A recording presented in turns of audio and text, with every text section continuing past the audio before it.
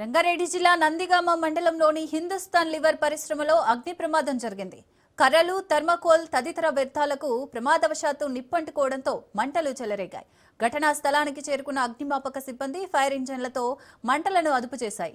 సమాచారం తెలిసిన వెంటనే నందిగామ సీఐ ప్రసాద్ హుటాహుటిన సంఘటనా స్థలానికి చేరుకొని వివరాలు సేకరించారు. ఎటువంటి ప్రాణ నష్టం జరగలేదని అధికారులు తెలిపారు.